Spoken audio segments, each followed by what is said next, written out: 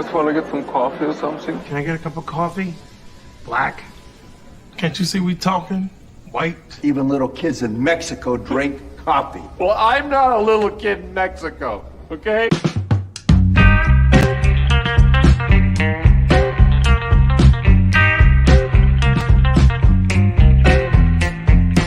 That is the best coffee I've ever tasted. A damn fine cup of coffee. You want a cup of coffee? No coffee.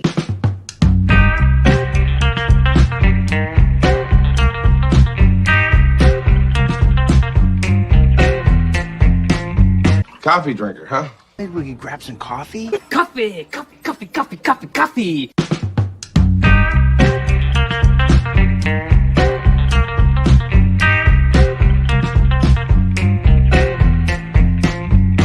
God damn, Jimmy. That's some serious gourmet shit.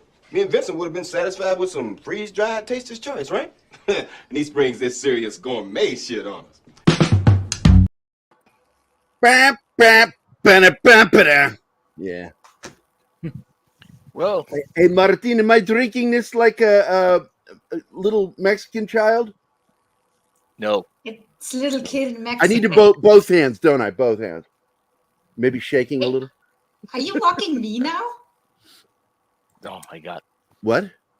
I'm holding my cup with both hands usually because my hands are cold, Oh. both of them. Well, you're just a tiny human being, so it doesn't And count. you're a jerk. To repay our You're noble giant jerk. audience for this intro, we have a good news. Darius has given us a super stick. Oh, wow. Darius, you just right out of the gate? Yeah. Wow, man. What's the sick? I'm guessing bird with coffee. That's No, a pair, it's a actually. pear. Oh, it's a pear with Pear, coffee. that. All right. Let me see. What do I got here? What do I got here? Because a bird wouldn't make sense. Yeah, yeah. The early I'm going to play this one. This is one of my new favorites. I bet you like to read a lot, too. Print is dead. It makes perfect sense. A partridge in a pear tree. But I also have another one because, yes, Monkey Jeebus, he broke the backdoor barrier today. Thank you. Come again. Strong. I'm gonna go check the back door. Back door. And that was his request. He wanted that video. So there you go, buddy.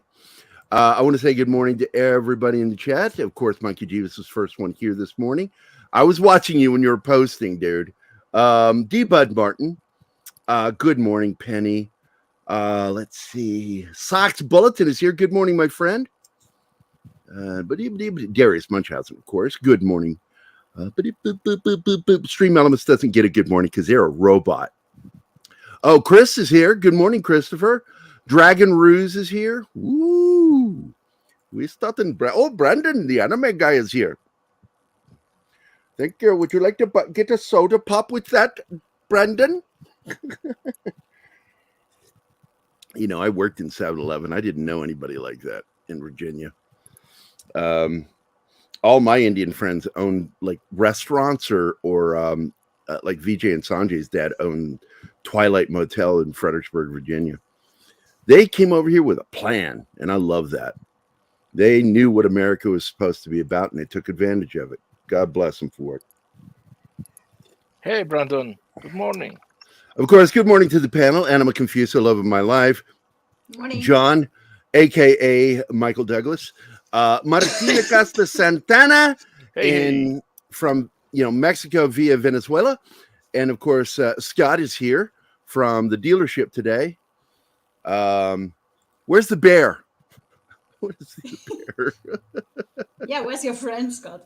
I want to see the bear. I like that one. A little black bear. Look at him. Actually, it may be a mama. I don't know. There's a big brown bear. I like how the face looks so friendly. Yeah, they're not. Oh, I was talking about you, not the bear. Okay, yeah. I shaved just for you. Hey, Chris. Gerry, are you trying to get kicked out of the house? No, Scott likes this shit. Joe is here. That's Good what morning, I keep Joe. telling him. I'll just put it on his bill. Don't worry about it. I'll put it on your Yeah, add it to the top. the tab. Joe is here. Good morning, my friend.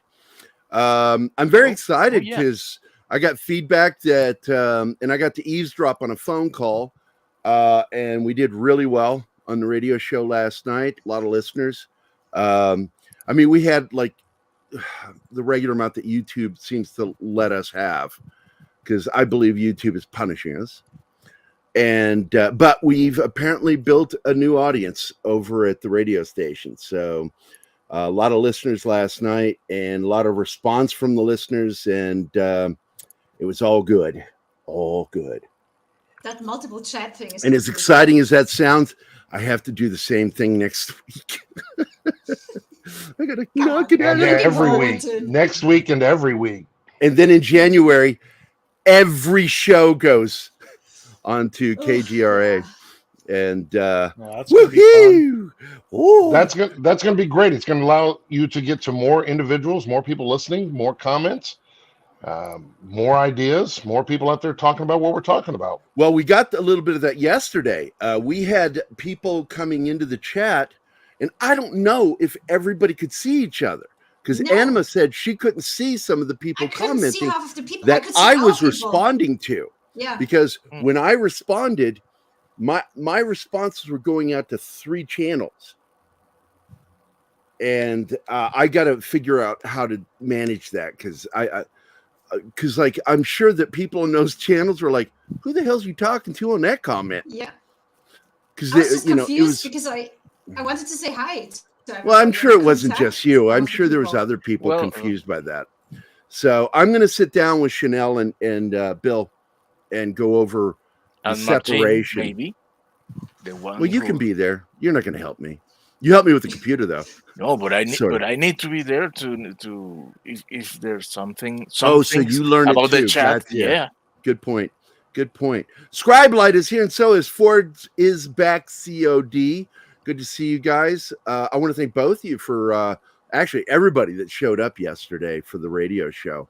I was so I know you can't tell. I have a poker face that you won't fucking believe. You cannot guess what I'm feeling at any given moment, except for when I'm angry. When I'm angry, you can tell I'm angry, because I'm usually like this. He danced around the kitchen last night. He was doing a jig. It was hilarious. It was great. No, but I was freaked out yesterday, because when I went to bed and got up the next morning, nobody was here in the house. I'm not used to that. It was like dead quiet. And I walked out in the living room and I went, "Hello?" Nothing. I'm like, okay. And I went in there, made my breakfast, went in and did the shows and stuff. And I didn't see anybody at all. It was really weird. Wait, I woke up at 8:00 and left my room at 8:30 in the evening. And that was when it happened. And so I went in, did my late show, went back to bed, got up the next morning. There's still nobody here. And I thought, oh my God, did something happen? Because I kept looking for messages from you. And I'm like, oh my God, they're all dead somewhere on the side of the road. And I can't save them because I don't know where they're at. No, we were supposed to be out of the house so the moving company could be there, but they showed up at the wrong house. It freaked me out, dude. It really did. I'm like, I wasn't used to that. And even Sean made a joke about it this morning. He says, "Do you feel better now? You can hear John." I'm like, yeah, actually, this is normal. This is normal for me. That's exactly what I told him. He did a hamada. 2 more days. Yeah, Walter, it's exactly what she said. Yeah. Like, she wanted me to do Walter Hamada impression going, "Hey, guys. Hey, I'm still here. I got papers on my desk. By the way, work." Did you see when Hamada landed? Yeah, I did. Of course, he landed at Paramount. Those guys are just, they're looking for another fucking losing hand. It's like, what, you think Hamada's going to suddenly be good? No, of course not. Talent can't be cured, Gary. And where do they cut to save money? Their ad department. Not Star Trek. Sales. Nope. Paramount is fucked itself by hiring him. And I'd like to feel sorry for him, but I don't. It's not even a Schadenfreude thing anymore. It's just, the stupidity in Hollywood is just become so exhausting A decade of this shit. A decade of garbage. And to hear Quentin Tarantino criticizing the last decade of films, I'm like, no shit, Quentin. No shit. Let me tell you, Hateful Eight didn't make it any better. You dumb motherfucker. But, you know. You know, when all this bothers everybody, I always just listen to some new music. New music, yeah. What do you got, John? What do you got, John? What do you got? He wants you to pull his finger. Oh, that's one. That's your one. Are we going to count him? Are we going to count him? I didn't. Yeah, pull his finger. I didn't say what new music. I just said new music. Everybody gets one. So yes, that's how I feel, Brandon. Let them die. But once again, even though I appreciate what Quentin said, Quentin didn't contribute much to it. Well, he makes that movie Hateful Eight, and I got angry watching that movie. He's like, I'm a rebel. I'm going to do things nobody does. Well, there's a reason why you don't do those things, because they're structurally unsound. You don't start narration in the third act. And goddamn, it sounded like director commentary because it was Quentin Tarantino's voice. So I just thought, I'm watching it and I'm like, oh, what button did I hit? Did I hit the director? No, it's actually fucking narration in the movie. I couldn't fix it. And I'm like, oh, this is bad. This is bad. 2, you don't introduce characters that are major characters in the third act. You introduce them in the first act. That is the rule. There's a reason it's a rule. What is the reason, please? Go fucking read a book. I'm not going to tell you. Jesus Christ. I got a show to do. The reason why is because in order for your story to follow proper story structure, that is, Act 1, Act 2, Act 3, basic story structure for filmmaking and stage plays, to be honest with you. Even though you can have one-act plays, one-act movies, they still follow the principle of a character arc. But your story arc is to introduce all of your main characters within the first 20 pages or 20 minutes of a film. That way you know who is who, you know who the antagonist is, the protagonist, and you know who the secondary characters are and what their support roles are. So you're not confused later into the story, because that's what it does. It causes confusion later. Like, oh, wait, there's this whole other character we didn't know about? Oh, they talked about him in conversation. Yeah, we don't know anything about the guy. You got to know something about the guy. Yeah, Hateful Eight had only one thing that I really liked about, well, okay, several things that I actually liked about it. Kurt Russell. I actually liked the entire cast. Sam Jackson, Goggins. Walter Goggins is amazing. And I like that little girl. That is, if you didn't know it, the girl that the female villain in it, that's Vic Morrow's daughter that was killed in the Twilight Zone movie. A lot of people don't know that. That is Vic Morrow's daughter. And she's been an actor or actress, however you want to say it, since the 80s. And she got a major settlement from Spielberg and the production company and studio. So I liked all of that. Kurt Russell was amazing. I also appreciated the nod to The Thing. It was done very similarly structurally like The Thing. And on top of that, they used Ennio Morricone's and some of the unused Ennio Morricone score from The Thing. Because a lot of people don't know, in The Thing, Ennio Morricone only did the opening and closing themes. The rest was all John Carpenter. Because Ennio Morricone was getting irritated with Carpenter and he couldn't write the new music because he had edited so much, made so many changes to the scenes that he's like, I can't fix this. You're going to have to just do it. Gerry uses Chekhov's back door. I guess that gets you a video. Like, wouldn't you know that back door would trigger a trap door? Yeah, and look. Boom, baby. So, but that's it. I just don't think Quentin adds much to the conversation. He thinks he does, and a lot of people think he does, but I'm absolutely a critic of his. I've been a critic of even Kevin Smith for years. I liked some of his early stuff, but I didn't think he was that much of a writer. Jennifer Jason Lee, yes. That is Vic Morrow's daughter. And for those of you who don't know who Vic Morrow is, go watch some 60s TV. Yeah. And you will find Vic Morrow all over the damn place, including Combat, starring Vic Morrow. I like that show. You know what you can also find? New music. In the 60s? Yeah, they were starting to really... That was the whole beginning of what would become prog rock. Exactly. Thanks to the Beach Boys and the Beatles. Yep. So, but anyway, we are on Fantastic Thursday. The background is up because we're going to talk a little bit about Archer and the latest episodes we watched from this latest season, the new season, season 13. Are episodes 3 and 4, and of course Vox Machina episodes 3 and 4. I'm going to let John take lead on that when we get into that. And I don't know, I leave it up to you guys. Do we want to talk about Vox Machina first, or do you want to talk about Archer? We did Vox Machina first. Let's do Archer. Oh, you want to do Archer first? Okay. Yeah. So Archer's, I got to go get the name of the episode because I forgot. Saturday. It's Saturday. What? The name of the episode. Oh, it's called Saturday. Yeah. I thought you were telling me that it's Saturday. I'm like, what? Are you fucking with me? I'm not that confused. Shut up.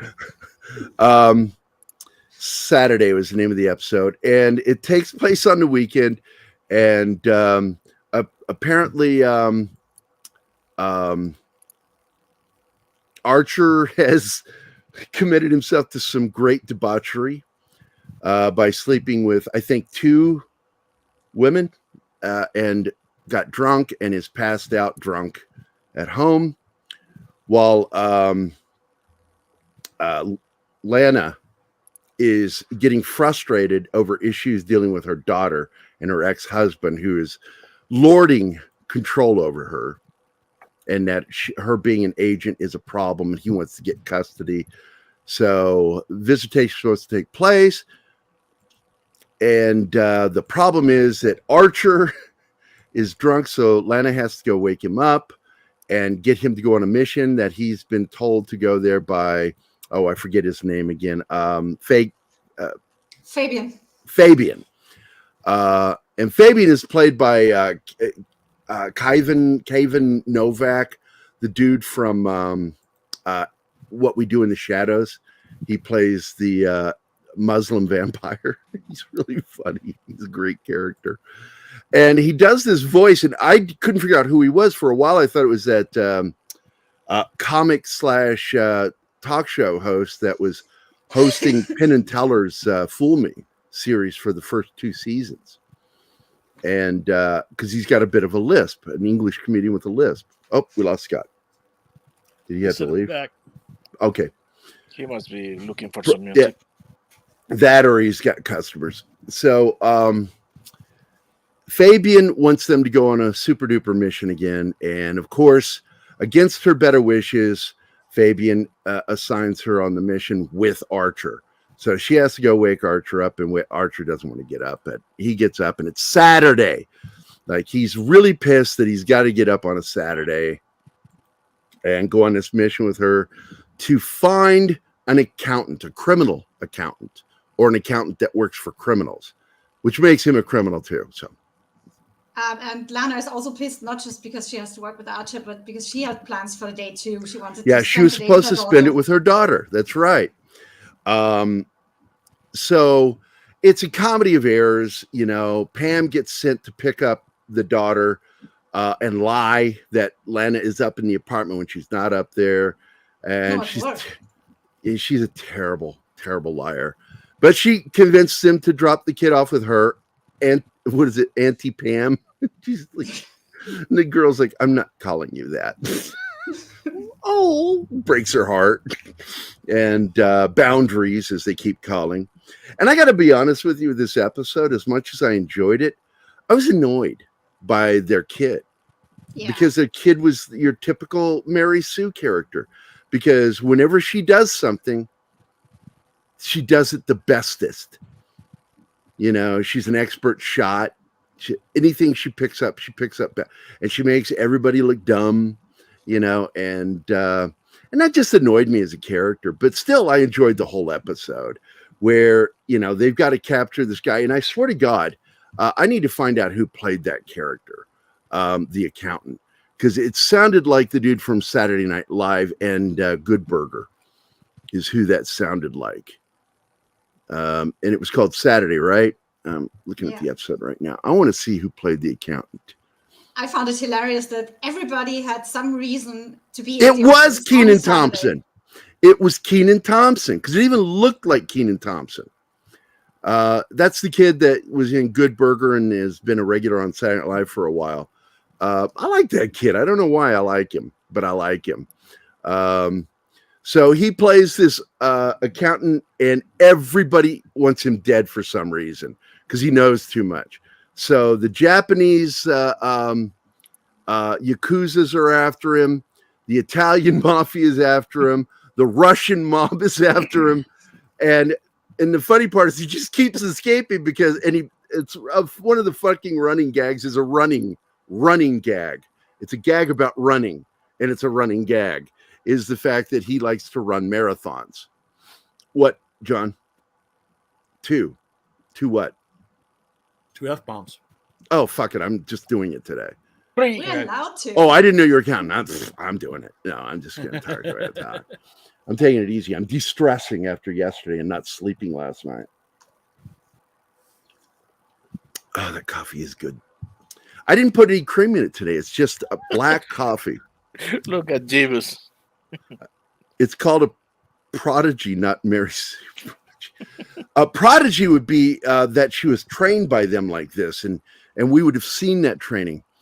No, I love Smoking Aces. Oh, I love that movie. God, I really do. Yeah. That scene when Chris Pine kills Ben Affleck and then starts working his jaw like a puppet. I lost my shit laughing.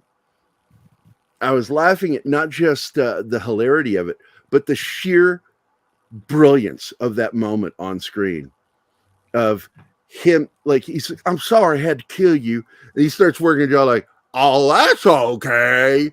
I'm all right that you killed. I'm like, what? And if you've never seen Smoking Aces, you need to see that movie. What a great flick. The chainsaw in the crotch. Every guy in the audience, I know, we all did the same thing. Our legs went together. Automatically, when you see something like that happen. Oh. The whole shootout in the elevator was... Yeah, the 50 caliber scene with the chick, the sniper in the other building. Crazy shit, man. Ryan Reynolds was freaking good in that, man. Everybody was good in that film. I love that movie. I really do. So anyway, so it's this buildup of chasing. It's pursuing. Archer and Lana they catch him, and there comes a point where he just sort of goes, I guess the people who are least dangerous to me are you, so I'll let you take me. And then before that, Archer, of course, fucked up again and told all 3 mafia mobs what agency they were working for. Oh, yeah. Yeah, it's just Archer's, he's drinking.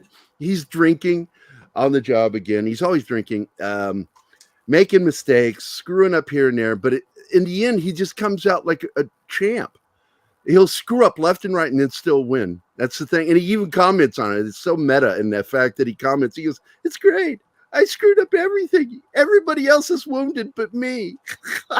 Yeah, I love the part where I think Pam is asking him, "Are you drinking again, Archer?" And he answers, "That would imply I stopped at some point." That imply I stopped at some point. One of my favorite lines. In this episode, you know, it's about relationships, and even though I didn't like the daughter's character that much, her character was central to what was going on. So it was important. So we had to deal with that. But I thought that she was written badly. He's super loyal to Buddy and protects him, but you can tell he's fed up with Buddies. What's this? Shit. What did I miss? With Buddy. Talking about Buddy Israel in Smoking Aces. Yeah, great film. But anyway, so everything builds to a final showdown in the ISIS office. They don't call it ISIS anymore because for obvious reasons. That name just sort of went away because of shit in the Middle East. And they're going to get in a shootout. Archer actually wants to protect his daughter, but his daughter comes out and is watching, and she ends up getting taken hostage. But everybody, it's like a great scene where, the what's his name, the accountant is also apparently a person who can really talk to people and get them to understand and empathize with them, and they like that. Even the mob is like, I feel really bad having to kill you because, man, you really helped me with my wife problem. It's like, so in the end, it ends up with a chase where the mobster runs off with him, and we get a payoff for a joke that was done earlier where he thinks there was something to do with a horse and a lance. And then we find out it really happened. It really happened. It was not just some drunk dream. And he rescues the accountant, and the end of the episode. And we end with the daughter calling Pam Auntie Pam, which makes her day. And everybody's a little happier at the end. And I can't remember, what was the final moment about? Do you recall? The accountant is apparently friends with Fabian. And they talk that's right. Fabian shows up. That was a what the fuck moment. That was it's like why they couldn't figure out why Fabian wanted him. And at the end, you find out they're friends. And of course, Archer's like, well, yeah, he's a criminal, so it makes sense. Fabian sucks, and everybody knows and that. Fabian sucks. They all hate him. They fucking hate him. They all want to kill him. And that's where the episode ends. And then, of course, we move to episode 4, which is the overarching story premises for all episodes is Fabian and his agency. And his agency just keeps fucking those guys over. Any chance he gets them to go on a mission, they completely bones them. But he did establish that the previous episode, what's his name? Not Krieger. Hey, Mr. Tickletrunk. Hey, Mr. Tickletrunk's here? All right. Yeah.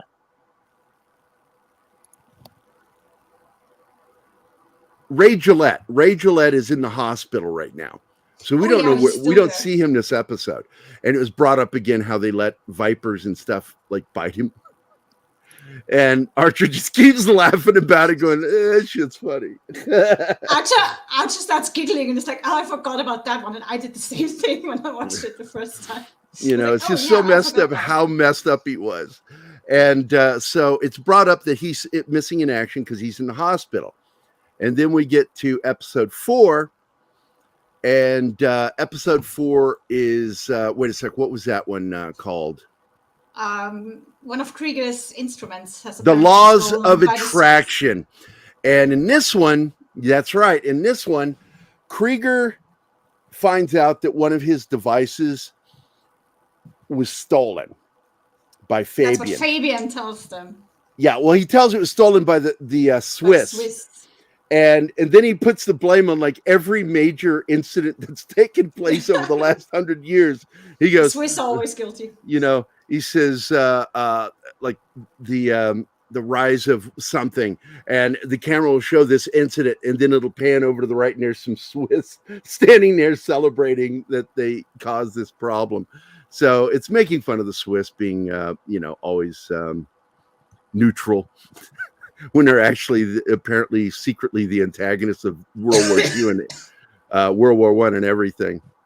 And so Fabian tells them that they got to go recover this device.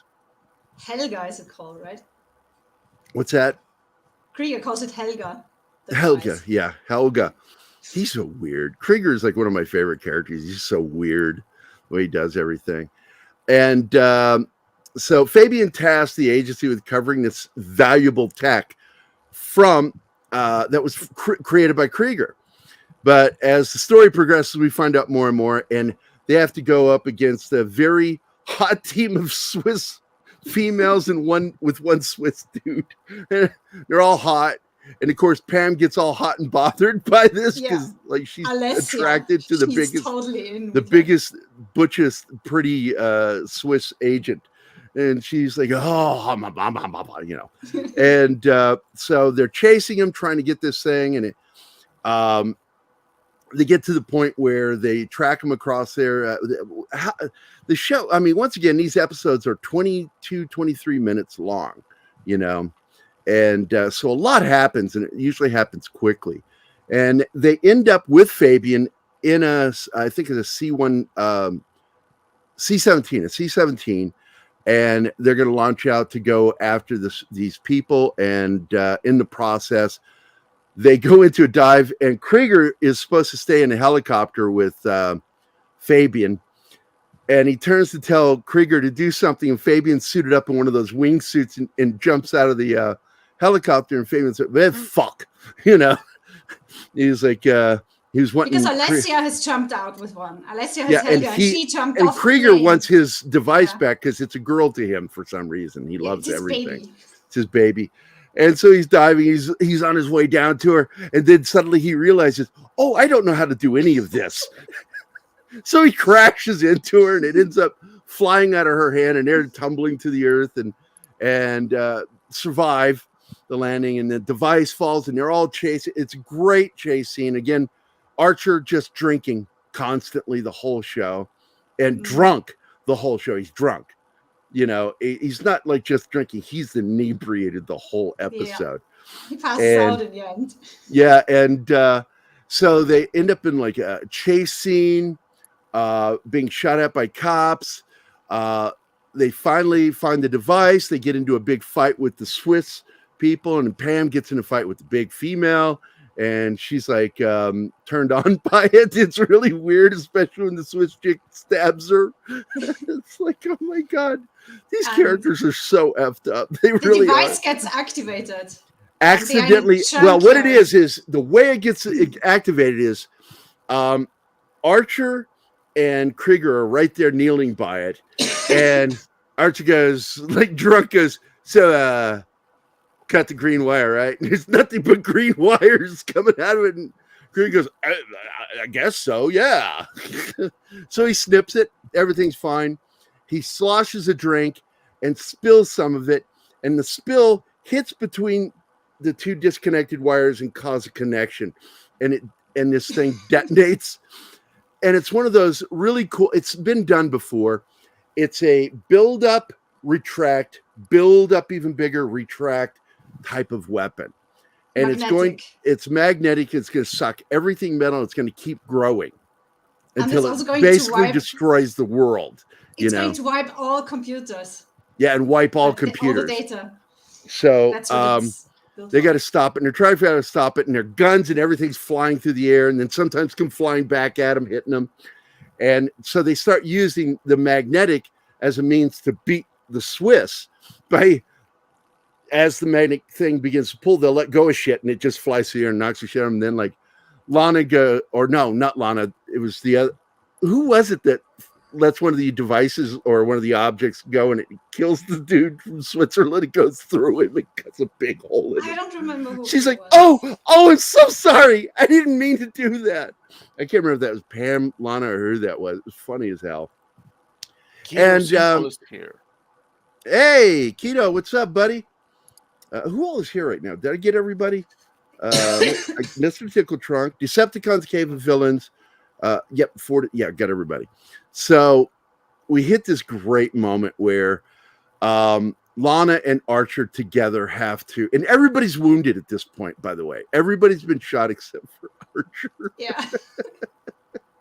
And he gets on this piece of tin, corrugated tin, and they're sliding towards the object, and got to take that shot. He takes the shot with a machine gun, or she does. I can't remember who does. and it He detonates. tries, he loses the gun, she grabs it. And She catches it and shoots, and ends up hitting that one little micro spot that the bullet had to hit, and it blows up. Everybody's still alive except the one dude that had the object go through him. He's obviously dead, and Archer's then passed out. and Pam is like clearly like made a connection with the Swiss chick because apparently she likes her too. So, but she says, "But you got to go," so she leaves. And the last thing she says to her, "Wait, can I have some of that chocolate?" Because the Swiss were constantly leaving Swiss chocolate with people. She actually tries to kill Alessia, and then Alessia lets slip that Fabian sold them the device. Oh, that's right. Yeah, she's about to stab her and tells the truth that Fabian was the one that sold it to them. Why would Fabian want it back from us? You know, what is Fabian up to, kind of thing? You know, it's like he's up to something here. Why would he steal it, send it to them, and then hire the team to go get it back? It's just the duplicitous nature of him is still, you know, I'm not sure I completely understand it by the end of the season. But we'll be getting to that. We'll be getting to that eventually. But when did Fabian come on? Fabian started last season. Okay. And it became more important because the actress that played Archer's mom died. And so we've lost two major actors on the show, gone now, sadly. Yeah, but the show's been going on for a long time, you know, and it's a good show. I love the show. I love the writing on it. And this episode ends with them like, we want to kill Fabian. Mm-hmm. They were really pissed that when they find that out. And so we'll find out more in episode 5 next week when we talk about it. But if you're not watching Archer, man, you need to watch that show. It is so entertaining. I chuckle at every episode. I've never gone through an episode without at least having one good chuckle in it. And you and I'll be watching it and you'll hear me. I'll go, I'll just start laughing like Barney Rubble. Yeah, I love it. Because I'm catching up because I started. Yeah, we went back. We started watching. We were up through halfway through season 2. And we'll get through them pretty quickly. He's usually working and sharing the screen so I can watch with him. And he's like more listening to it. I'm always chuckling because I can hear the dialogue. Yeah. And I'll remember things. I go, oh man, that was funny. I like the way they did that. I forgot they did that. Oh my God. Yeah. Yeah, I like it. What I'm looking for, because like right now we just dealt with, he's got cancer. And in season 2. And he gets breast cancer. Yeah. And which pisses off his mother. Because she thought he was the one. It's like, it's just funny. I love the show. Yeah, and I think he gets cancer again. As I recall, he gets testicular cancer later. Right, John? Right before they do the outer space episode. Yeah, is it testicular? Because breast cancer was in season 2, and I thought for some reason he gets testicular cancer later. I mean, his character is very unlucky in a lot of ways. It's like, and he just keeps coming back, and I kind of like him. There's something very zen about Archer. Even though he's a caustic, toxic person, he's also very zen. He's like a cockroach. He just doesn't die. He won't die.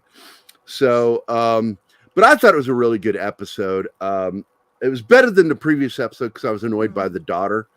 I cannot stand Mary Sue's for any reason.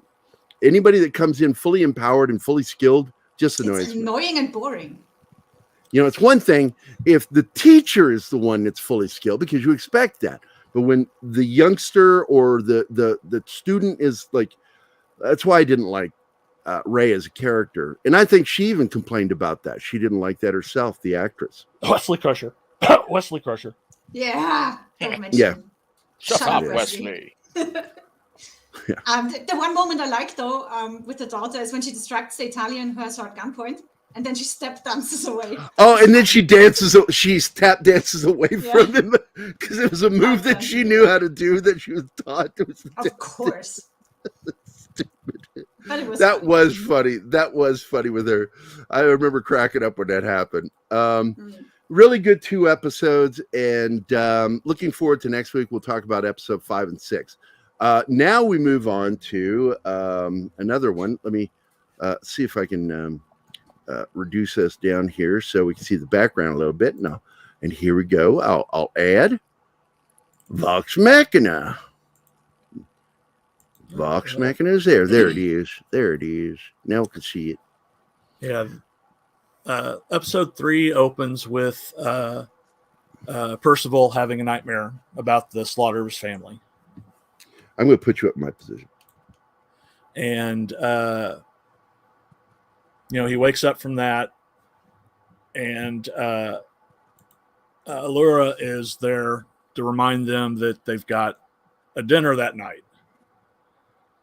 And they have like breakfast and hijinks happens. Typical Vox Machina jokes. There's the on top of Gerry. He's your power button now. There's the there's a running gag with between I like cowgirl. Between Vax and Grog about hitting each other in the nuts. And so anyway, Allura shows up and says, "You've got this dinner. It's all the dignitaries are going to be there, so be on your best behavior." And so they all show up, dressed up, and Scanlon has this rainbow shiny codpiece. I like the way he introduced them. Everybody else looks, and Grog's idea of dressing up is to wear a sash across his, right across his chest. And Percy's desperately trying to teach them manners. Yeah. And they're just ignoring him. He's like, now in this, stick together, and you can go and do whatever you want. So basically they so you get bits like Scanlon is hitting on everyone. Yeah, he hits on everything that moves, but he's sitting on this old dignitary and he the old guy's confused and his wife comes over and goes, "What was that?" And he says, "I just asked directions to the privy." So, but anyway, so the dinner starts, or before the dinner starts, they're all there, and they announce that Delilah and Silas Briarwood has arrived, who killed Percy's family in Whitestone and took over. So obviously he's doing nothing but the hate stare and getting, he first reaches for his gun, but they had to take their weapons because, there was no weapons. And it led to had the typical everybody dumping their weapons and on the weapon check guy. And, there's like 10 million of them. And Grog is totally ruining that desk because he just drops his axe right into it. Yep. He just drops it and it sticks in the desk. It's funny. And the others don't know Percy's backstory yet. No, they just see that he's freaked out at seeing the Briarwoods, and they don't know why. See, because you've got to remember that at this point they've just come together, recently. Within the last, they've only been together a few months. So they still haven't really gelled as a family yet. Which is you'll see in the next episode. Well, that'll be next episode. I'll get to it, but. So they go through, they're having the dinner, and they seat Percival right across the street, or right across the table from Silas and Delilah. And he's just staring the whole time. Wait, you forget the part in where Vax decides to Vax. Yeah. Split to get some intel. Yeah, you're right. Sorry. I would have gotten to that when I realized Vax wasn't at the table. So Vax sneaks up. You see his snake belt for the first time. That thing is gross. His belt turns into a snake, and he uses it to distract the guards that are standing around outside the Briarwood's room. A snake with an eye patch, no less. Yeah, snake with an eye patch. There's a story behind that, where he got that from. But so yeah, he uses it for distraction. Sneaks in. He starts going through their stuff. Finds a hidden compartment that's got like bones and skulls, and it's obviously some sort of evil magic user's little portable workshop thing. And he finds this book. Anyway, while that's going on, they're having the dinner. You know, The basically guy would tell the story of how they took over, and they told a complete lie. Said that the DeRollos were just, you know, abdicated and were just tired of being ruling class, and of course Percival just stands up and goes, liar. And you know, also during the dinner you see Silas attempt mind controls a little bit on help me out, name, I forgot. Uriel. I don't know why I forgot Uriel, but yeah. Because he's talking about how they were going to send troops because they didn't know what was going on in Whitestone, and he convinces, you know, uses his mind control and says, no, you don't need to send troops. In fact, you need to protect us. Because the messenger never returned. Nobody gets in or out of Whitestone. Yeah, because they ate him. That's what happened to the messenger. And he convinces him to protect them and guarantee their sovereignty. Like sovereignty, yeah. That's a question I have for you, Das Wolf, and you have vast knowledge of the lore of this. Yeah, I know a bit. Well, isn't Whitestone a part of the realm of Taldore? Yes, kind of. It's a not really a kingdom on its own, but they're kind of like it's on Taldore's the continent. Oh, I thought it was the kingdom. No, Taldore's Taldore's the actual continent that it's on, and that's why they've had all these dignitaries from these other places at the dinner, as they're kind of like in a loose defensive pact kind of thing. Okay. It's not really, you know, it's like a bunch of different kingdoms that all kind of watch out for each other. At least that's the way it's supposed to work. It doesn't always work that way. But so anyway, to go back, let's see, where was I? Uriel's being mind controlled. They tell the story about how that the DeRollos have advocated.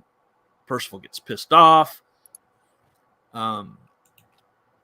The DeRollos, the Briarwoods are like, well, this has been a lovely dinner. We're going to go back up to our room now, because they get pissed at the antics of Vox Machina. Well, the banquet ends there because they just basically Percival starts a riot, and they get kicked out of the room, and that's where he tells the others that what happened, killed his whole family, and now they know that he's alive. Yeah, and they know, of course, they know Percival's alive, and they're like, "Oh, look, the pup." So they go up to the room. They catch Vax. Silas takes a bite out of him.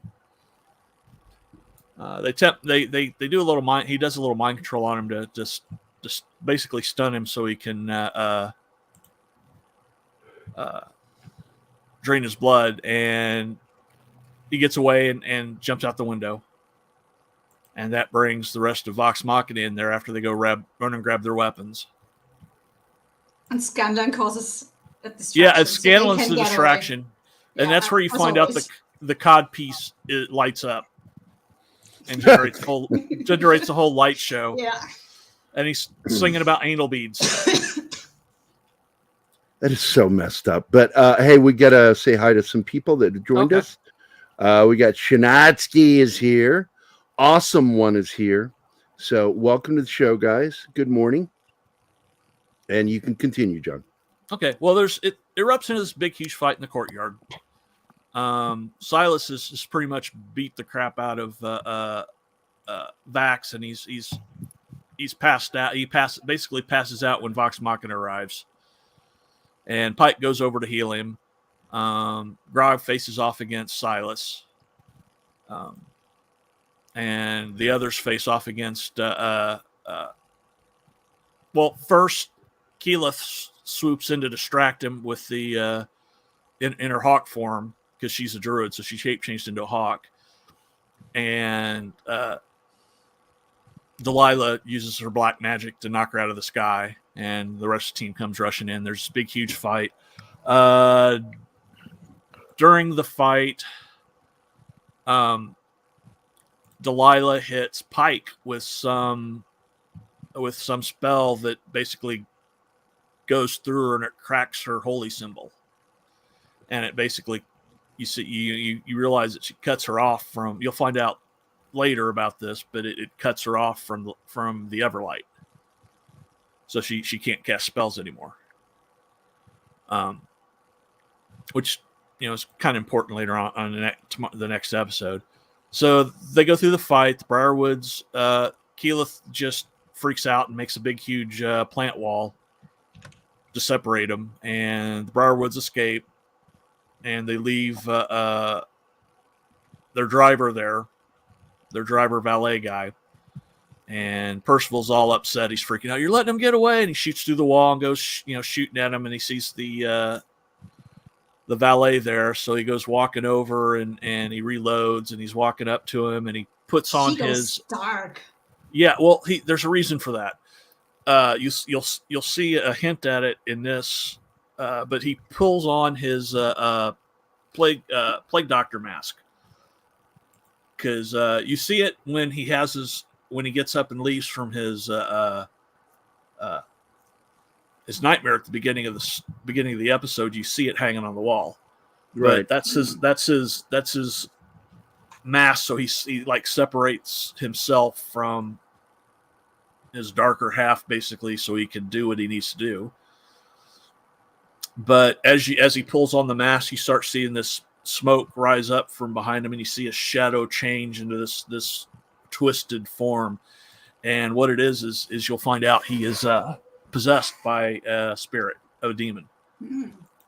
And I don't think they don't really address that. Do they address that in this? No, they will address it season 2. Further. No. At the end of this one. Well, no. I'm talking because remember they fight him. They fight that thing. Yeah, you're right. Okay, I'm trying to remember, because the problem is when I've watched all of it as Critical Role. It's like over 400 hours worth of content. So yeah, it tends to mix in your head. What is the show and what was Critical Role? Yeah, at what point does what happen at what, for what thing. So anyway, so the Briarwoods escape. He's going up to the guy. He shoots off his hand, just shatters it. You see fingers and blood and everywhere, and he's got the thing, and they fight. And the guard, Uriel, comes out and has him arrest Vox Machina for obviously, causing all this, because he's still under the influence of Silas. And so they're arrested.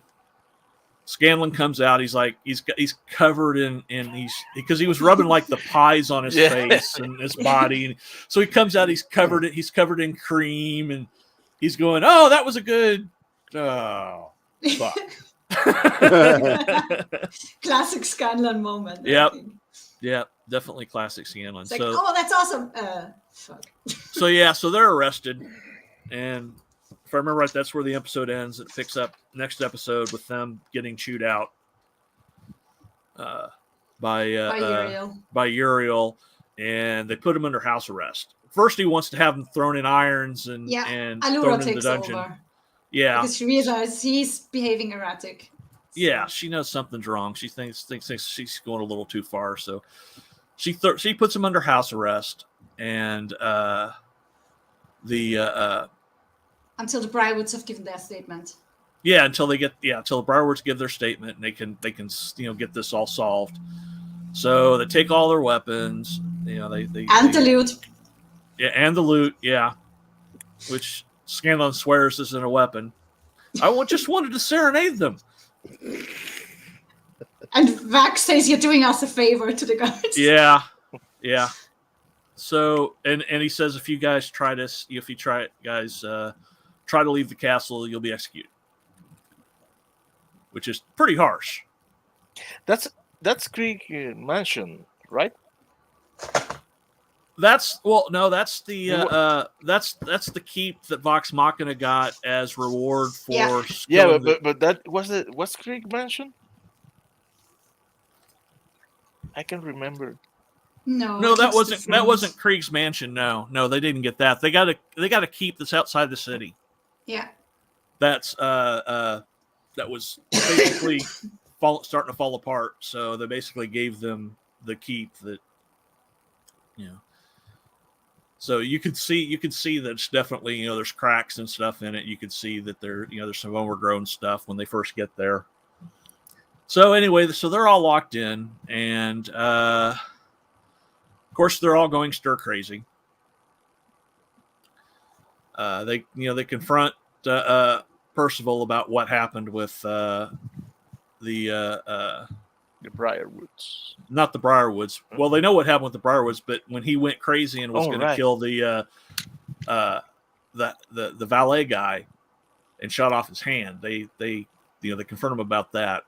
And he goes a little further into his history. Yeah, he explains everything and about how him and his sister tried to escape and they shot his sister. Just he got away, and now the Briarwoods know that he's still alive. Yeah. So as we cut to the Briarwoods, as they're riding in the as Delilah's riding in the carriage, she's going through her box and she realizes that her book is gone. It's got all their plans in it. And they can't read it though. They have the book, but they can't read it. Yeah, they can't read it because it's in Infernal or something. And we got a bot. But the pictures speak for themselves. It's full of pictures. I won. Yeah. I didn't even try. Have it, my love. I didn't even try. I'm waiting for the video. The goddamn robot's done! Anyway, so Silas is like, don't worry about it. It's small loss, and she's like, let's got all our plans in it. Yeah. So anyway, we cut back to Vox Machina. They're looking at the plans. They come up with a plan to escape, and they get busted trying to escape because they go through the secret passageway and they come up and they open, and the head guard and the guard captain and the guards are waiting for them. So they put them in. They split them all up and put them all in different rooms, and they don't put them in their usual couple groups either. So you've got different people with different. Vax and Scanlan are together. Pike and Grog are together. Yeah, Pike and Grog being together is actually the pairing that makes sense because Pike and Grog started the group together. They're not in love. They're best friends. They're best friends. They're best friends. Grog doesn't love anyone. I mean, well, he they have a connection. They have a connection. They don't. He doesn't love anybody like that. He's not. Yeah. Pike's his little best friend, and they're drinking buddies, and also she rides on his shoulders. Yeah, she does. That's so he's huge. But and she's a little tiny gnome. So I'm seeing a little resemblance of that. Shut up, Martin. Anyway, so they're all separated, and Scanlan's in the kitchen with Vex and no, with Percy. No, Percy's in his room. No, Percy's with Keyleth. Percy's with Keyleth in his room. Oh yeah, Scanlan is with Vex and Max. Yeah. Yeah. And Trinket is in the yard. Yeah, Trinket's tied up in the yard. They tie up Trinket in the yard. Poor Trinket. Trinket's the only one that didn't do anything. Yeah. And everybody loves Trinket. Have you noticed that all the guards are always all over Trinket, outside, betting him? The bear's never allowed in. Poor thing. By the way, John, you skipped over the scene at the cemetery. I was going to get to that because we're still separated, and Percival starts building another gun in his room, and then we show the cemetery. They pull over at the cemetery, and Delilah casts this big ritual and summons some undead to send them after Vox Machina to get the book. Well, the undead start taking out the guards and just completely slaughters them. They're freaking out. They're wondering what's going on. The guard comes in after several of the guards have already been wiped out, and they're like, they're Vox Machina breaks out. They all get together, and there's like he busts in and goes, "What did you do?" It's like it's their fault. And so it starts this big attrition where these spirits are attacking Vox Machina and the guards. Takes out all the guards but the guard captain. And they're it's a really good action scene, by the way. Oh yeah, I really like that fight. Yeah, the spirits can like attack people through walls and try and pull them through, but it just smashes them. Yeah. When they attack somebody, they start bleeding from the nose and the eyes. Black ooze. Black ooze. Yeah, the black ooze. No. So they finally make it. They're fighting them in the temple, in Pike's temple that she has there in the keep, and it's all going to hell. They're basically getting their asses kicked. They're like trying to get Pike to make some light, but since she can't, they allude to this when they're trying to escape that she's trying to make the light. She says, "I can't." So they're like, Keyleth is underneath the table, freaking out, scared because she explains that she's got a lot of when she's with Percival, she explains how she's on this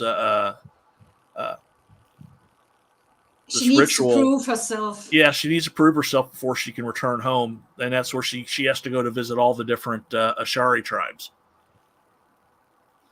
As part of that ritual, she has to travel, and then she has to go and then prove herself to each tribe before she can take her place as the voice of the Tempest. So she's freaking out, and everybody's losing, and Percy's like, she's basically believing herself, and it pulls back. You see the castle, and all of a sudden this huge light just erupts from the windows, and it makes the party able to kill the undead creatures. Because they are afraid of light, and they figure that out when the commander when he brandishes like a torch at them. Yeah. And they don't like that. So it's not that they're afraid of light. They're weak to it. The white, the light makes them corporeal, and therefore they can be hurt. Yes. Mm-hmm. So they basically, they kill off the, they kill off the demons, while Keyleth is holding up this big sunlight spell, and it starts. You can see it's actually burning the undead too. But they basically, it's all ultraviolet killing. Percival's just stomping a mud hole in one of them in the corner. You got Grog, who rips down part of the chandelier and is just so brutal, beating him. It's completely brutal. And you got the captain and Vex fighting together. She pins it to the door, and they're over there stabbing it together. And Vex is on the back of one of them, just with his dagger. I love that one. Just pounding it in his chest. So, what did it look like again? Show me again, John. What did that look like? Look like that. Did it look like this? Like that? Is that? Yeah. Is there like a auditory phrasing? Phrasing. I'm coming. Auditory phrase. What? And anyway, nonverbal. I meant nonverbal phrasing. Yeah, thank you. So they get finished, and they're like, we're gonna leave, and The commander's convinced commanders. Yeah, the commander's convinced that they obviously didn't have Briarwoods anything are. to do with it, and the Briarwoods are evil. And he says, "Are you going to kill these things that took out my men?" And they say, they promise that they're going to, and so he lets them go. So they all pack up, and they're heading out to go to Whitestone to go after the Briarwoods. Percy wants to go alone in the morning. Yeah, Percy wants to go alone, but the group's not going to let him go. I forgot to mention, there is a moment where Vex says we can just leave to Vax, and say we can just go and leave them here. This is when they're all under house arrest. But that shows that they aren't quite fully a group yet. But I think this fight solidifies them more as a group than they had been in the past. Because you see that at the beginning when they're first, they're basically, it's because Keyless says when they first get kicked out of the bar, why are we together again? Yeah.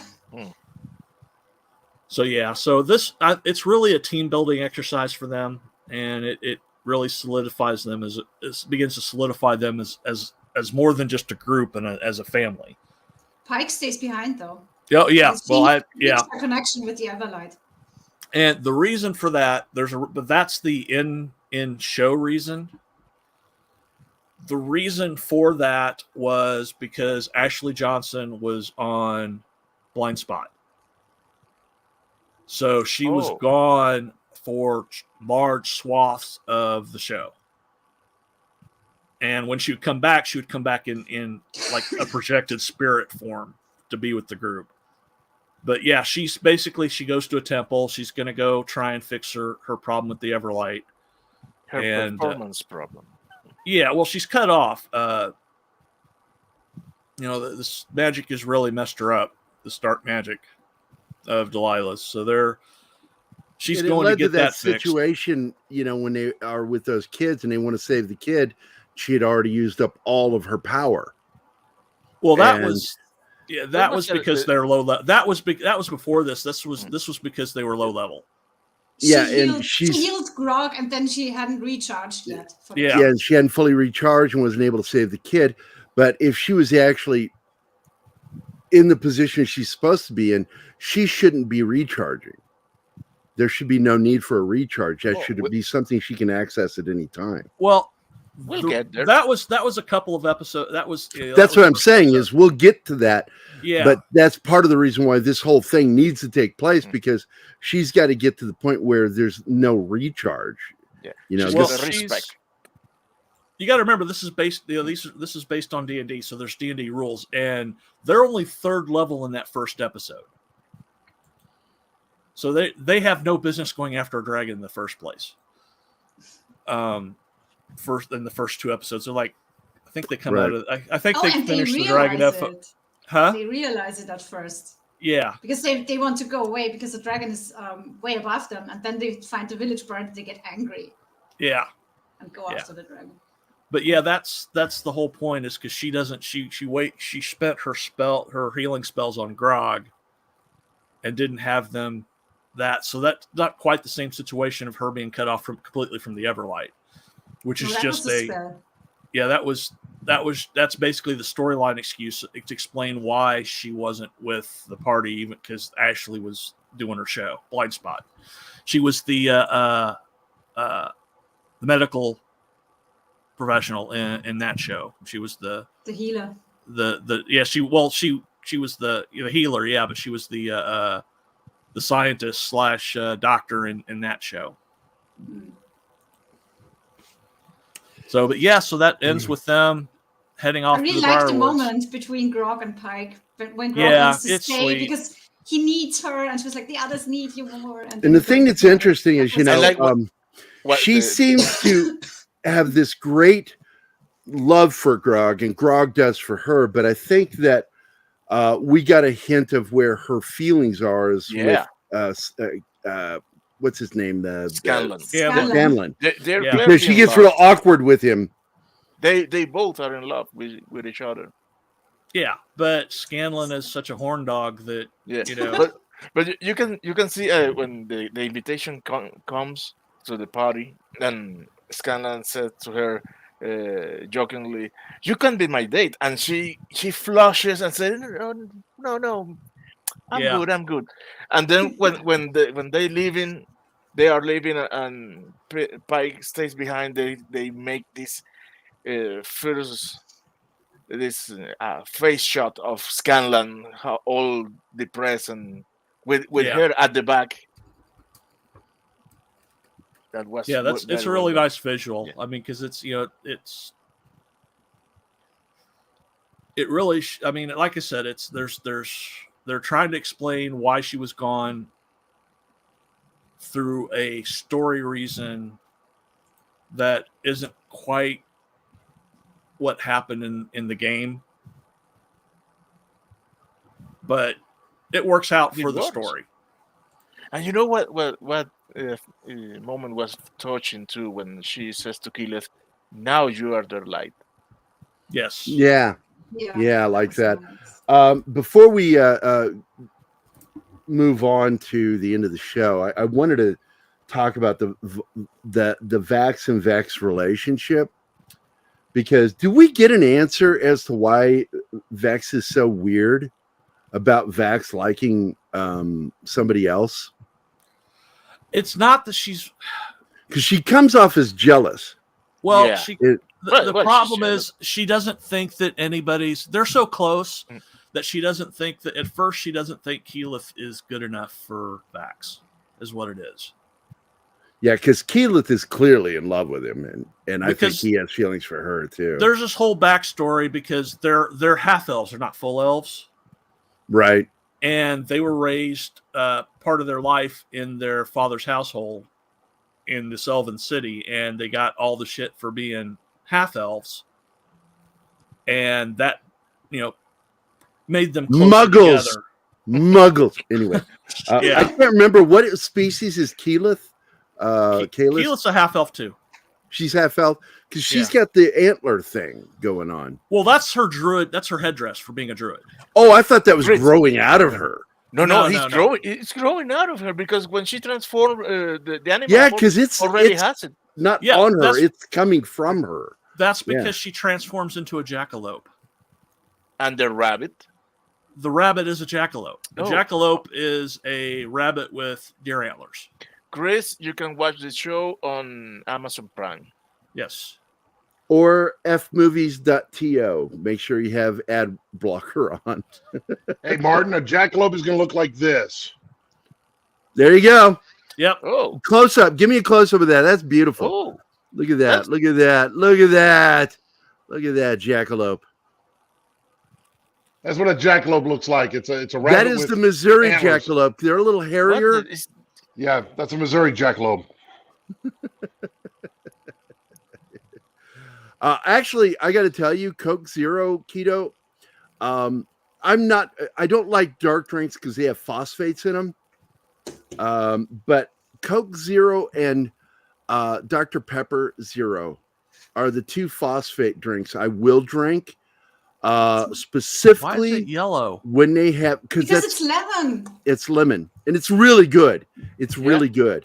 Okay, I like word for it. I like the cherry vanilla Diet Dr. Pepper or Zero Dr. Pepper and Coke Zero. When I go to the movies, I will absolutely, because like AMC has those machines where you can mix and match. I love their freestyle, and I get cherry vanilla with my Coke Zero or Diet Dr. Pepper, and that shit is so yummy. Yeah, I can only have soda for a couple more months yet because she's in Croatia. I'm in Croatia, Keto, and sugar-free drinks are really I'm sorry, John. hard to find. Good finish. I'm sorry. Oh, I was gonna say it. I because I'm having that surgery in a few months. Sometime after. Oh, I thought you just had it. No. I haven't had the surgery. What did you go in for then? Okay, I had my in the middle of October. I had my scoped me, where they ran the camera down. They had to knock me out for that. So I thought that when they did that, I thought that was to do the surgery. That was just to make sure my stomach isn't messed up and I don't have like a hernia, and they check me for hernia and all that stuff. Or dead babies. Yeah, dead babies. Yeah. Jesus. Anyway, so but that's I finished. disturbing. Last week I finished my last. I guess it's almost 2 weeks ago now. I finished my last class and my last appointment that insurance requires.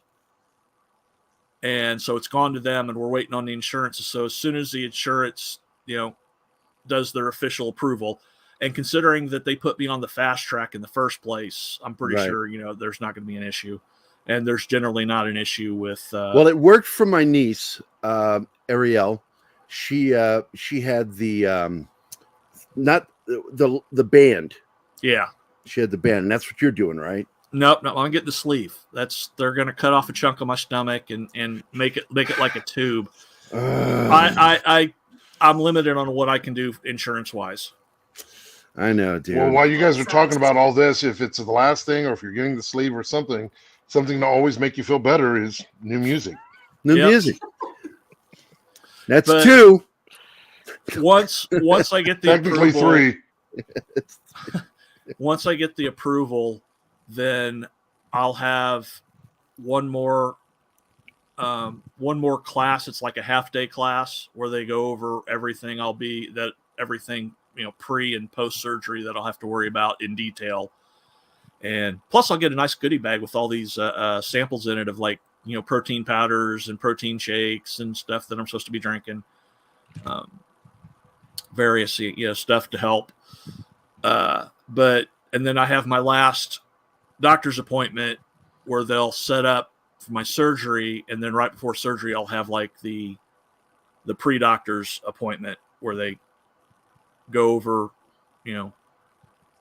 what's expected. And then I go have my surgery, but that'll be after the first of the year sometime.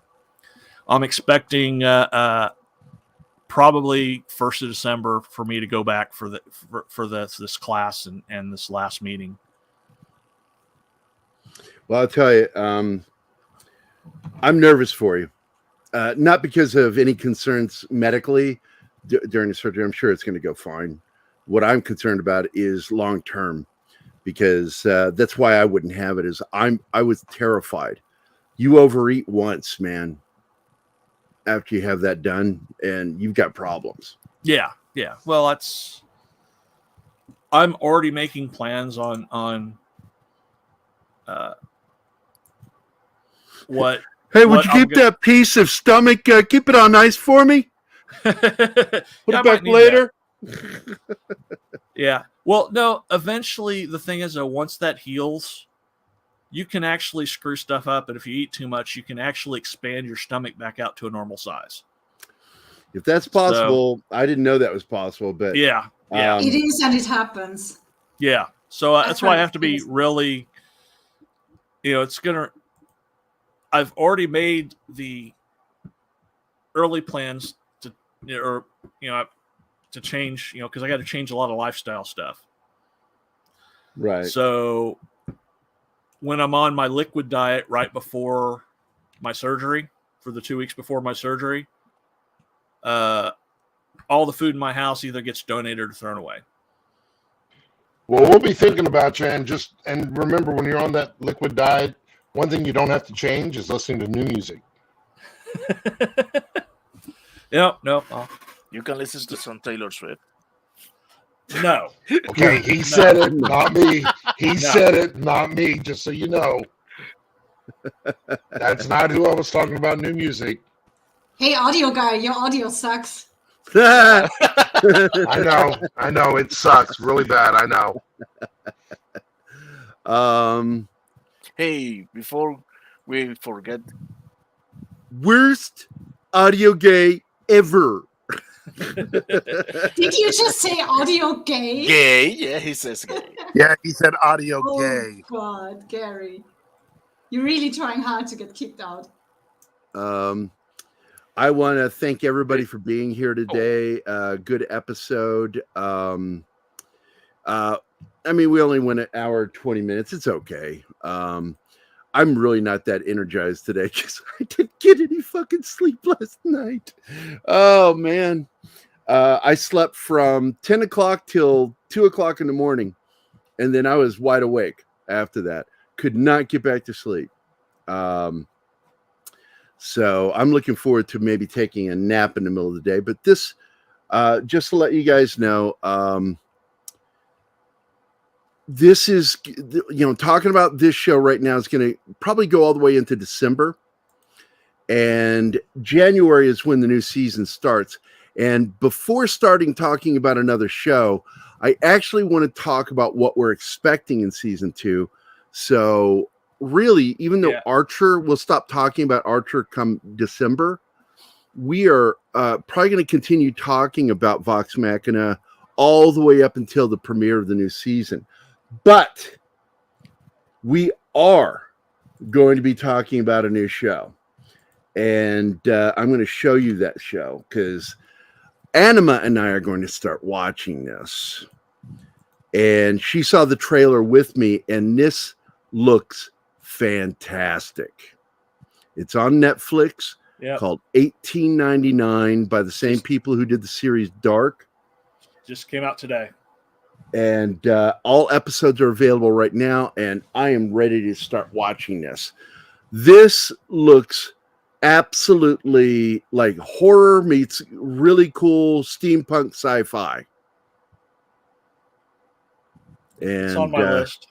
So it's going to be one of the shows that we will start talking about here once we finish with Archer.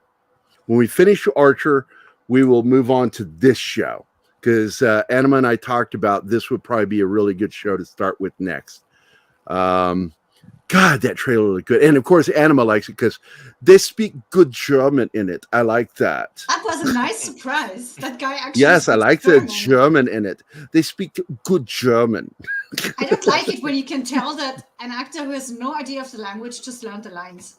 I don't like that. And you brought that up when we were watching. Language. And I agree with you. There's something really annoying about English actors always playing Germans.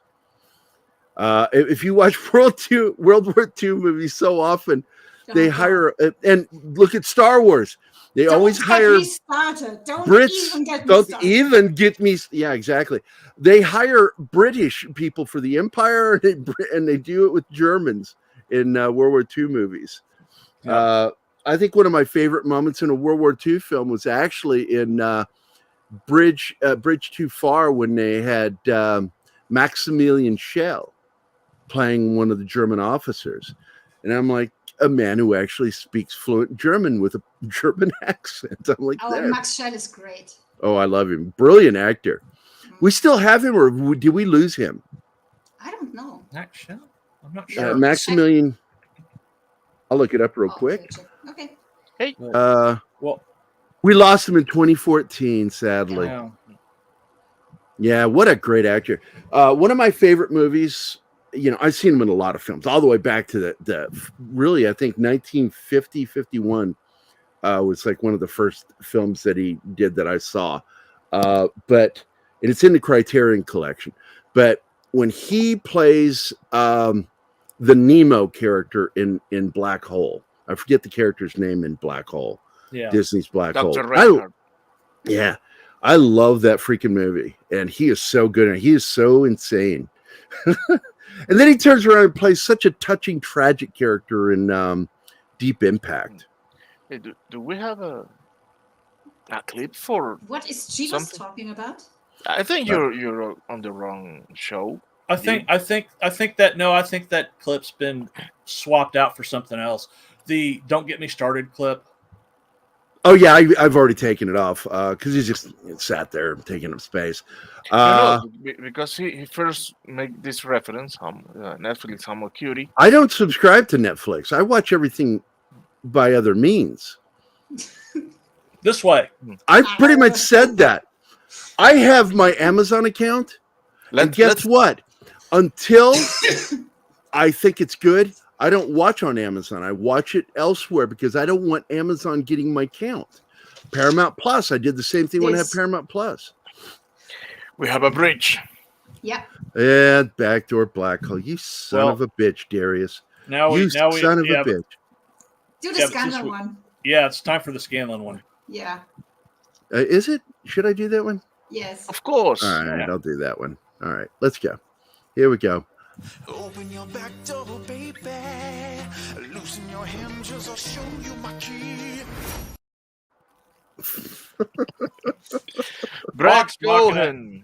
It's a running gag, but Vox Machina has a problem with doors because in the game they've failed a lot of roles to open doors. Phrasing. All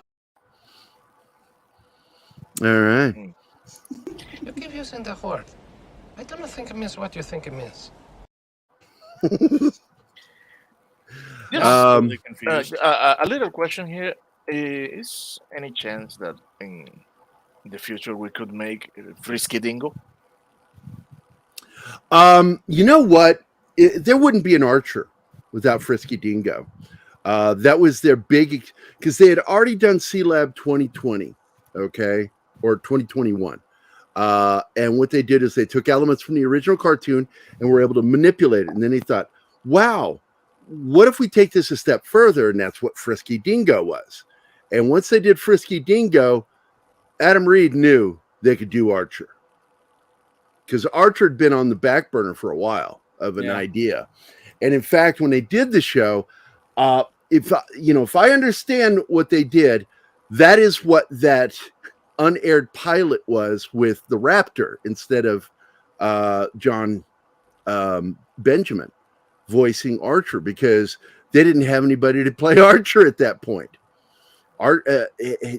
He was sort of a last minute addition to the show, and a brilliant addition because, God, his voice is so sardonic. He's got the single most sardonic voice I have ever heard from any actor in voice actor, period. Benjamin just sounds like, even when he's being sincere, he's being sardonic. Yeah.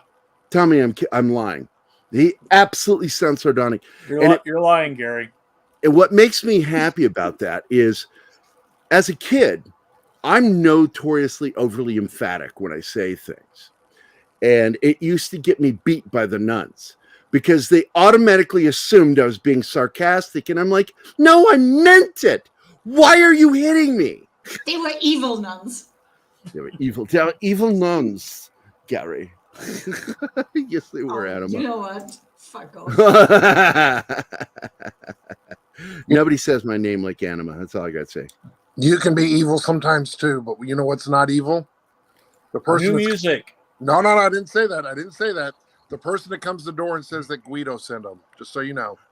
Hey, Brett. Brett is here, and Brett, I absolutely do support other artists. I love, it's like I've helped 2 artists, actually letting them use my studio to get their stuff started, man. I taught them I trained them on how to do art on computers. They practically were at my house 5 days a week. Plus, on top of that, they got college credits by being in my studio as being my apprentices. But really, I was just teaching them how to do things. So I absolutely do, Brett. And I do support other artists. I love helping other artists. Act like you like getting hit by nuns and they'll stop. That's actually, go back in time, Jeebus, and say that you know me in the future, and tell young Gary to do that. But and then, young Gerry will say, "Oh my God, I will be a total dick in the future." And the way that you prove that you're from the future is tell him, Gary, stop using Play-Doh like that. I don't even want to know. That's so wrong on so much. Oh my God, John. Breathe, man. He'll know. He'll know what that means. I got to tell you, when I was a kid, I had a fantasy of like a future me coming back and telling me, warning me about something. I'm like, please, one day, so I'm stop being a dumbass. Tell me something. It never happened. No. So I became an adult, and I'm like, yeah, time travel doesn't exist. It exists. It's just not in the hands of people that can afford it. Shut up. Oh, I thought that was a dig at me. Never mind. No. No, it's dig at all of us because we aren't going to be able to afford it. It's going to be for the elites. So they can go on their dino hunting trips. Yeah, it's sort of like excuse me. That came on sudden. It's like the whole moon thing because Martin and I stayed up all night and watched the launch, man. Yeah. And we talked about that. Yeah. But then what do we say? We were talking about the fact that the way that this is going to work is we've got to get private companies on the moon. We have to get satellites up there, synchronous orbit hotels in space. This is going to happen. And I'm going to bet it begins during our lifetime. Yeah. I'm hoping that before I'm too old to go to space, that I get to go to one of those things. It's a dream. Well, I've always wanted. Shatner went on his 90s, so we have 30 years left. Yeah, and speaking of Shatner, I'm trying to get blocked by somebody over on my personal account because someone tried to fuck with William Shatner, and Shatner caught him, and because the guy says I got blocked by Shatner, and Shatner went to his Twitter page and goes, "No, you see the way this is doing? You photoshopped your image. I'm showing you what your page looks like, and I can click follow you, and that you have blocked me." Caught him red-handed. Yeah. I reposted it and tagged him, the guy that did it. Fucking asshole. I try so hard to get blocked by people. And what ends up happening is, I don't know why, they won't block me. They won't block me. They'll just go, he seems like a really nice guy. Even the way you shit on me, the way you shit on me was kind of funny and friendly. It's like, no, I was shitting on you, damn it. But what you don't want to block is new music. There's some new music out, just so you know. Yeah, there's some new, that's 4 or 5, whatever it is there. Didn't say what new music. How easily everyone will die. Taylor Swift?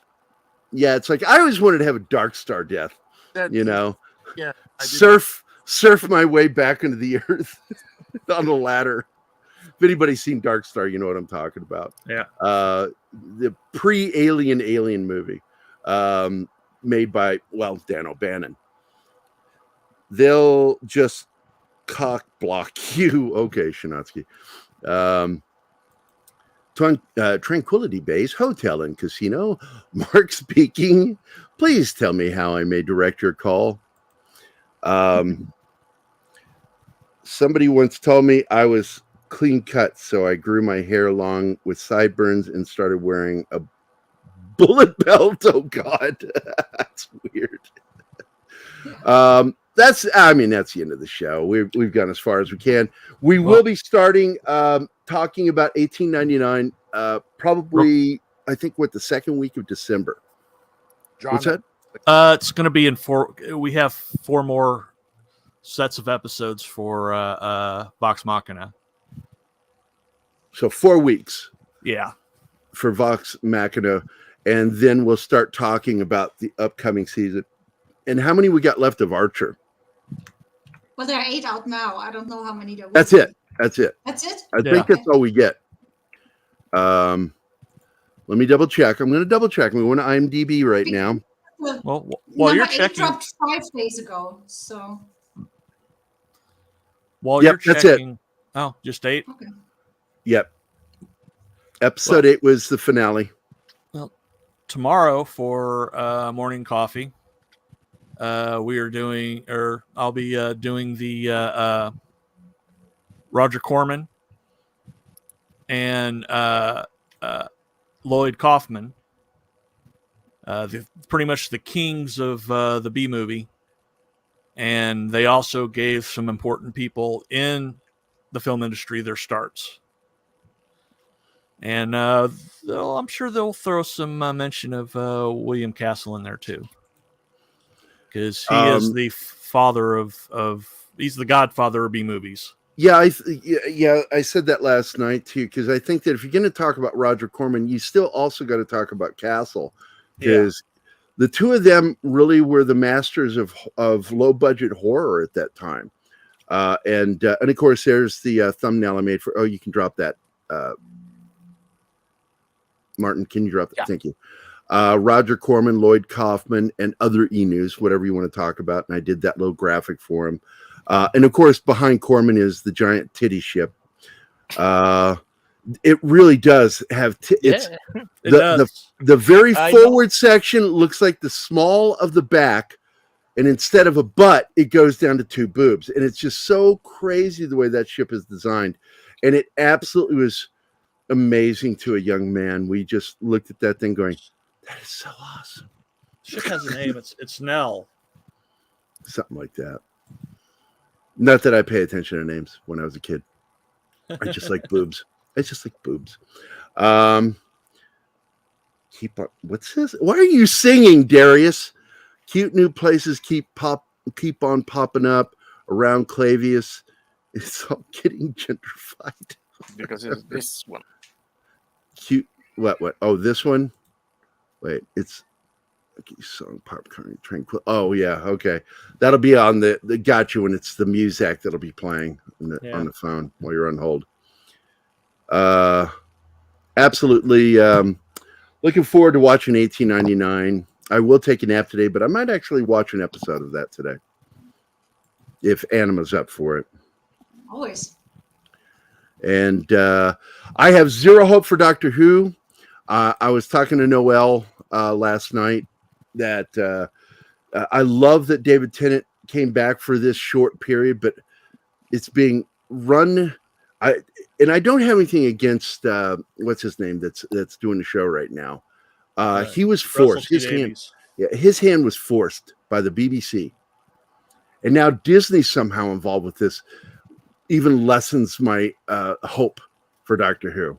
Well, they bought the rights to be the American distributor for Doctor Who. So I have no hope for Doctor Who right now. I think they're moving in a direction that's identity politics, even worse than what it was under Chibnall. So I've let go of all hope for a future of Doctor Who. I just accept the fact that I liked everything really through David Tennant, but I did enjoy Matt Smith. My daughter loved Matt Smith, and I enjoyed the crap out of the dude playing Doctor Who, that crazy Scotsman with the angry eyebrows. Yeah. Peter Capaldi. But I had a problem with a lot of the writing. I mean, I made fun of the episode, just was mocking it. The episode where they go to the moon and they're running out of air because they don't have money. And I'm like, that's not how oxygen on the moon works. Actually, in space doesn't work that way. It's called, since the fucking 60s, they've had what's called oxygen scrubbers. We've known about this for over 50 fucking years. O2 scrubbers. You don't have tanks in space supplying all air. That's only when you want to do extra vehicular activity. When you're inside the ship, you're breathing oxygenated CO2. It's CO2 that goes through a scrubber and it separates the molecules and puts oxygen right back out. Yep. If you're going to write science fiction, know your fucking science. Yeah, Capaldi still had the best entrance of all time, though. Oh, I loved it when he looked in the puddle at his fucking angry eyebrows. No, yeah, when he comes riding in on the tank for his that season, one, and then stands up with the guitar, shredding the guitar. That was fun. Yeah, that was that too. That was really cool. And Peter Capaldi actually plays guitar. Yes, he does. That's why. Again, so much of the actor goes into who the Doctor is, so it's easier for them to portray the character. And so I love that they collected that and connected it to his character. And there was some really good stuff there, but there were a lot of letdowns. The Cyberman return was promised by Neil Gaiman to be one of the scariest episodes, and Stephen Moffat too, both of them bragging about how scary. It was lame. It was a lame episode. There's no such thing as science anymore, Gary. I wish that were true, Peter Venkman fan site. I wish that were true. And then in the end, no, I don't. I love science. Science is Fascinating. Yeah. And Why didn't also, they use the real Spock saying, I like science? I bet you like to read a lot, too. Print is dead. greatest line in Ghostbusters ever. That one, and the one he said preceding it, or no, following it is, do you have any hobbies? He said, I collect spores, mold, and fungus. Which they pay off in the new Ghostbusters. That was one of the things I liked. I really liked that part. My problem was not enough old Ghostbusters in the film. They should have been there going into the second half of the second act. As you move into that latter part, before you hit the third act, Ghostbusters should have been active. And the other thing that bothered me, way too many member berries. It started feeling manipulative at a certain point. And I dislike that. It's like, it's really cool when it happens naturally, but when you start throwing it out there unnaturally, you start to feel a little like, come on, man. Come on. Come on, man. I like the member berries. I like member berries used lightly. Sparingly, yeah. Yeah, and I felt they should have been a little more sparing. And also, and I think there are a lot of scenes that ended up on the cutting room floor because they would set things up. They spent too much time on things that didn't need as much time spent on them, and then things they would set up that had no payoff. And I believe shit ended up on the cutting room floor. I'm sure. And that bugs me because there's stuff I wanted payoffs for within the film. I didn't hate Jenna Coleman, just the way they wrote her character. Who's Jenna Coleman in it? I forget. She's Clara. Clara. Who? Hey, girl. Clara. Companion of the Doctor. Oh! For Peter. Doctor Who. Okay, we're going back to Doctor Who. Okay, gotcha. Yeah.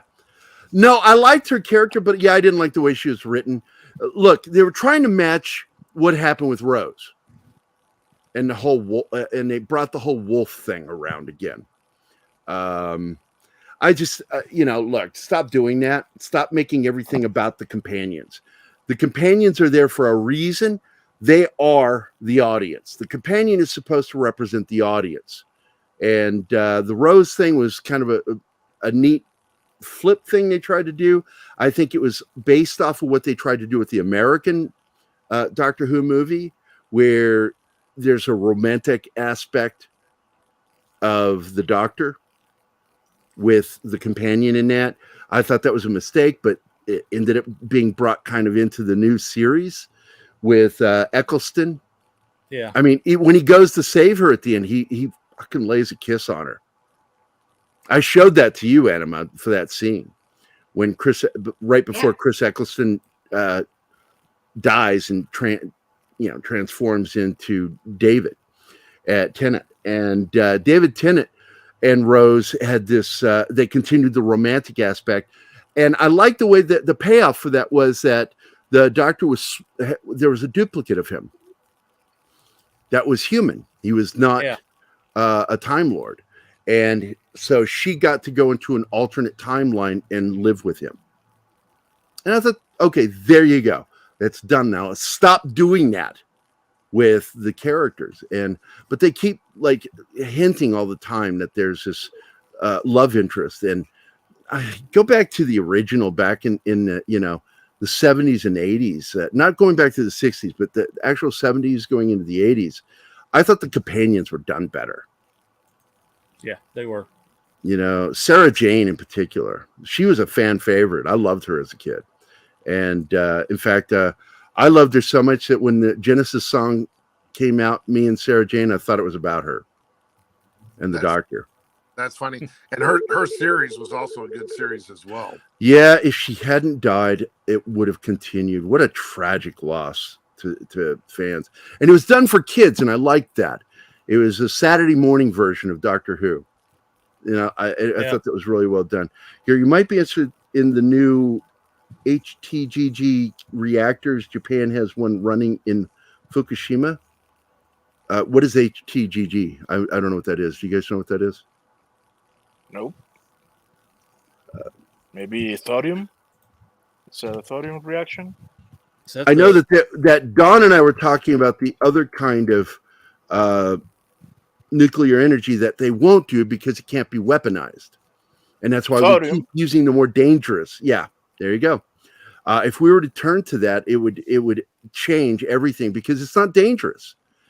You can't have a meltdown with it, but they keep choosing to go with the heavier stuff that can that is not only dangerous but can be weaponized.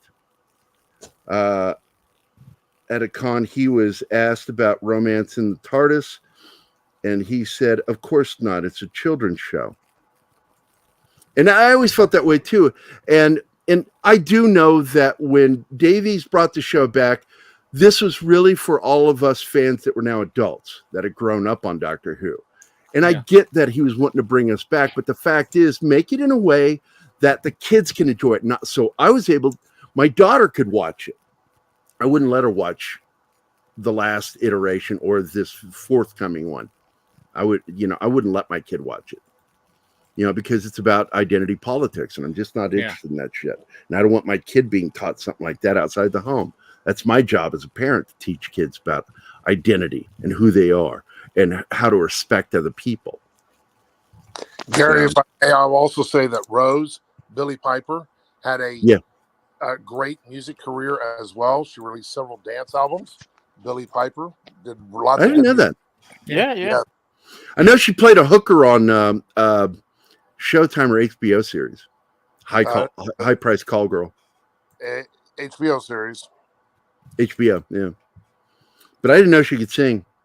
Yeah, she has. But I'm not surprised, man, because she had a big mouth, like Freddie Mercury, and just big mouth with big teeth, and that usually, is good for people who want to be singing because they have a higher arch on their in their mouth for holding notes as well as projecting. Absolutely. I thought you were going to go somewhere perverted with that, but that's okay. No, I absolutely wasn't. I was being sincere.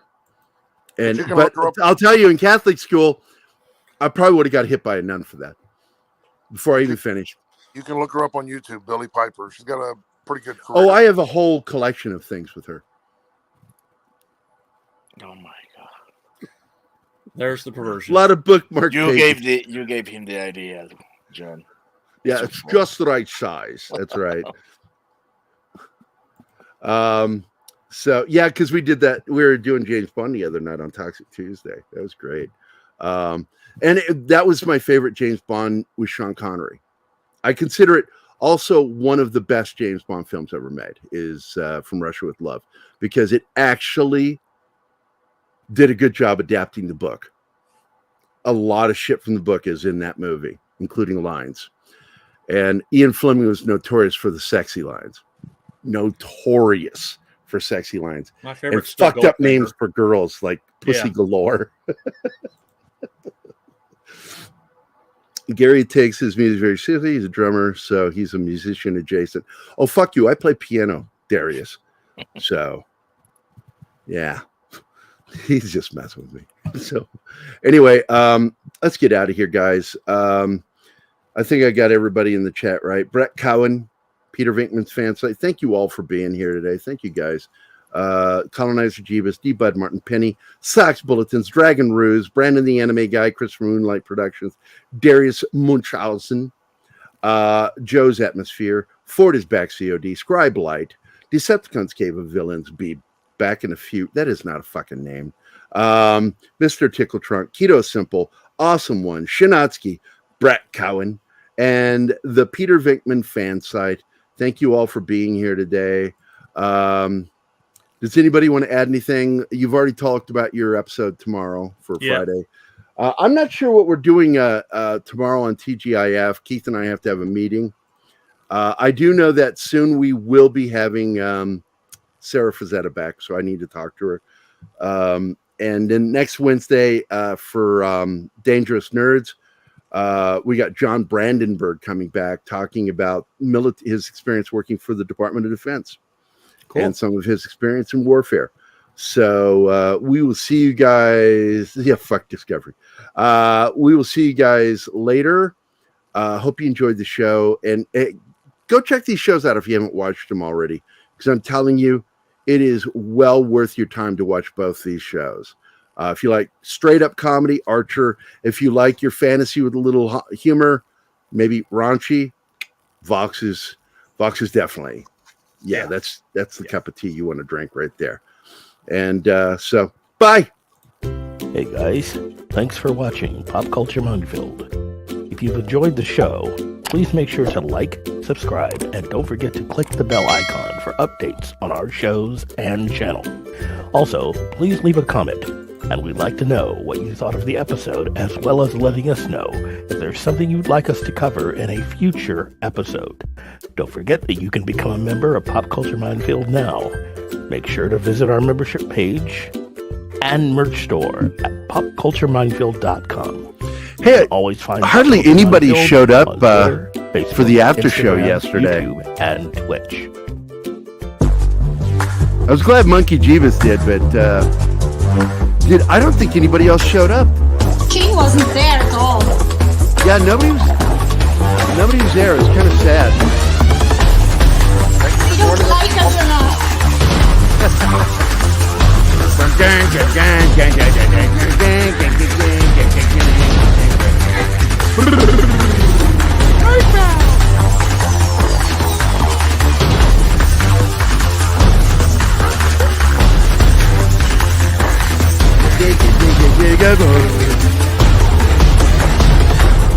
Bomb.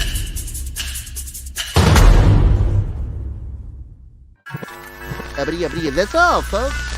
Y'all come